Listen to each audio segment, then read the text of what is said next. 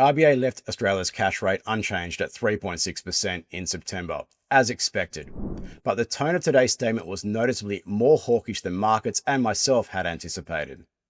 The bank set the stage with its opening headline: "The decline in underlying inflation has slowed."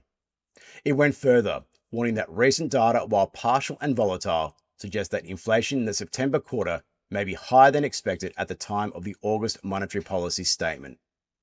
In a key shift, the bank also noted that indications that inflation may be persistent in some areas, signaling greater concern that price pressures may prove to be sticky.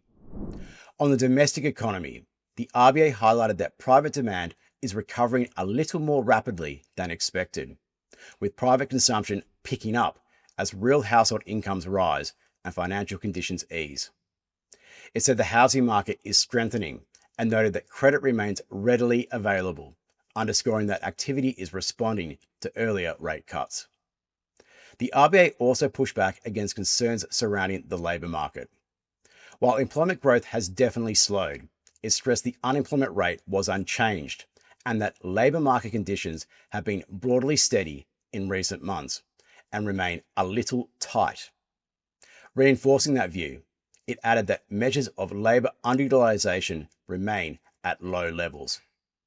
However, it once again flagged stagflation risk, warning that productivity growth has been weak and growth in unit labour costs remains high.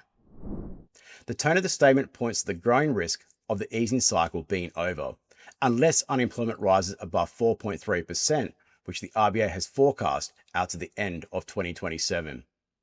Its reaction function is still likely to be faster to signs of labour market deterioration than a renewed lift in inflation, if forced to choose between the two. Markets quickly adjusted to the hawkish shift. Pricing for a rate cut at the November meeting continues to unravel, sitting at just 37% compared to a near certainty a little more than a month ago. A full rate cut is not priced until May of next year, with little beyond that.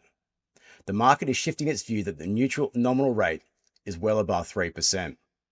The move at the front of the curve saw the Australian 3s10 spread bear flatten to levels last seen in early April, signaling that perceived downside risks to growth are fading quickly.